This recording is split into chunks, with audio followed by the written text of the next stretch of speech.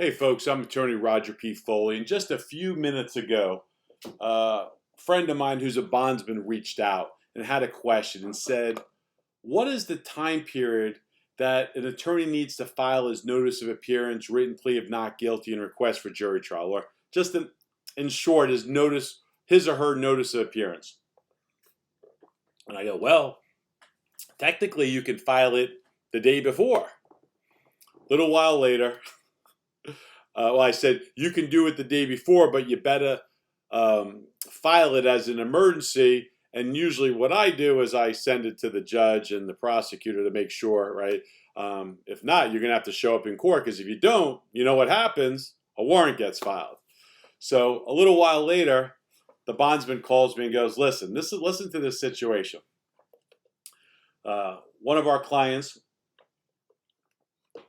hires an attorney, and that attorney filed in at 5 o'clock in the afternoon. The attorney's out on vacation or something, but whatever, filed in at 5 o'clock, and the court date was the next morning at 8:30. Well, he filed, or she filed, I don't know if it was a he or her. Even if I did, I'm not going to throw anyone under the bus, but I'm going to tell you, the attorney files, and the next morning, the defendant doesn't go, the attorney doesn't go to court, and what does the judge do? Instantly assigns a no bond warrant, capias, right? So the bondsman gets alerted like that and says, hey, what's going on? And calls the client, hey, why didn't you show up? Oh, my attorney tries to talk to the attorney, but the attorney's on vacation somewhere, out of the office. So the bondsman's like, Roger, what do we do? And then says that the attorney goes, the client says to the bondsman, you better not bring me in, because my attorney says I could sue you. I mean, they should have known. I laughed at that. I said I'd probably take the client in just for doing that. But here's the issue. Okay, now, I lied before. Because I just don't want to say, right? I don't want to use information. I know who this attorney is, right? This attorney used to be a prosecutor. I'm not going to say where. You guys know him all over the place, right? But I know this attorney. And this attorney was a prosecutor for several years. This is one of those little fine nuances that prosecutors often miss. Because when you're a prosecutor, you don't have to deal with these kinds of deadlines. Like, you just don't. So what should that attorney have done? That attorney, when they filed in, they should have filed in it as an emergency. They get a stamped copy back from the clerk. It's automatic, in your email. I would have taken that, and I would have instantly emailed the judicial assistant and the prosecutor on the case, or the division, to make sure that it got there, right? In addition to that, I would have called the judicial assistant and left a message or spoken directly to him or her and said, here's the situation. I'm on vacation. I'm out of town, whatever it is. I filed this late. I'm so sorry. And I'd CC that division, meaning the prosecutors in that division. What happened? Nothing. So now there's a no bond hold. So that means the attorney who's out on vacation, who's out of the state or wherever he is, I bring my laptop when I go on vacation. I end up dealing with these things. So if something like this was to happen in my office, I have a couple of options. One, I pick up the phone and call the state attorney's office, and I get that state attorney to agree to vacate the capias and do an agreed motion and a proposed order to the judge explaining what happened. Judge, the client hired me. It was my mistake. It's called, I wish I had a sword, right? It's falling on the sword. You, the attorney, made the mistake. You, the attorney, have to take the blame. You, the attorney, has to make sure that your client doesn't get taken into jail by the SWAT team, right? And sit in custody until you get back from your vacation. So you got to move. If that interrupts your vacation, that interrupts your vacation. You made the mistake. Second option, call another attorney in your office. What if you're a sole practitioner or small office, or your partner does personal injury, doesn't know? Well, then you better call another attorney. But again, I know this I know this person. They used to be a prosecutor for years. How difficult is it to call the state attorney's office and go, hey,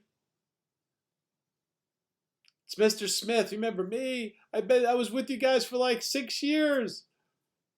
How difficult is that? But now the client's gonna hide, the bond is escheated from the bondsman. And this is what me and the bondsman talked about. And this is what the bondsman said to me. People hire former prosecutors thinking, well, they know their way around.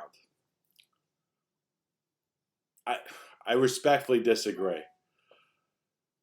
They know the process, but they don't know it from the other side, right? When you are a prosecutor, you're not ordering CAD reports, you're not ordering light sequences, you're not ordering reports from individual police stations. Usually, like, the staff is doing that for you, like, hey, I need this. They might do some, but these little nuances of how to get things done, once you have a warrant, like, every attorney's made a mistake. I've made a mistake, right? And something has happened. But this is what I told the prosecutor. I said, I remember as a young attorney running up and down stairs, elevators, because I had a capias issued for a client. I'm like, oh my goodness. And I felt like it was my fault. I didn't get something there in time or something happened. It might have been something like this, right? So I'm not saying that accidents don't happen. None of us are perfect. But I was literally running up and down stairs. Now I go to that judge, and this was a long time ago, right? It was like 2006 or 7 or something like that. Made the mistake, and then I found out that the judge had now left town and was on vacation for a week. I couldn't do that. And they said, well, the state attorney, well, that judge isn't here. They can't, well, there's some other judge that can do it. So I found the prosecutor, and now I had to find a judge that was on duty. I think it was like during a holiday. Oh, it was a mission. Running up and down stairs, talking to different judges, going, Judge, I got a situation. I found a judge walking down the hallway, and I said, here's my problem. Here's the agreed order. I already have, the state attorney's already agreed to it. It's up to me to find a judge that can sign it. And the judge went, I got it. I think I called the prosecutor on the cell phone while I said, Judge, hang on one second. I don't want to have an ex parte. It's not even your case, but here's my dilemma. Let me get the prosecutor on the phone. Prosecutor's, yep, no objection. And the judge signed it for us. And my client never ended up in custody. So it's just funny when the bondsman says, my attorney said that if you take me into custody that we could sue you. Like, what? Really? Because the court ordered that you be taken into custody and no bond be held. And they escheated the bond from the bondsman, meaning now the bondsman has a certain amount of time. They have to actually pay the full bond to the clerk of court. Come on, that's so silly. Don't get a prosecutor that just switched over, that has 5 or 10 reviews on their Google site. Don't do that. Don't do that. Because they've been a prosecutor and they say, what happened next? What happened next? And their job for 3, 6, 9, 10, whatever long they were a prosecutor was to prosecute people, right? And I heard a great thing, and it was by one of the judges in a CLE recently. And it said, actually, you know what it was? I should probably attach it to this. It was a Law and Order episode. And yeah, I watched Law and Order, and I'm going to put a Law and Order thing in here. Law and Order episode said I think the woman's name was Katrina, the blonde chick in Law and Order. And says, listen, you have a lot of passion and this and that, but a prosecutor, it's not about passion. That's for warm-blooded people, right? Defense-oriented people, right? Warm-blooded. Passion has no place in the prosecutor's office. We have to be cold-hearted because the law is the law. Attorney Roger P. Foley, if you didn't know, now you know. Let's see if this poor guy ends up in custody. Because if he does, I'll probably do another video. See ya. My emotional responses make me an advocate. You're a superb attorney, and you want to be involved in cases that feed your passion. Well, that would be wonderful. But Serena, you must know, That will not happen in this office. It can't. Now, a prosecutor can be zealous, but not passionate. Advocacy is warm blood. Enforcement's got to be cold blooded and blind and even handed.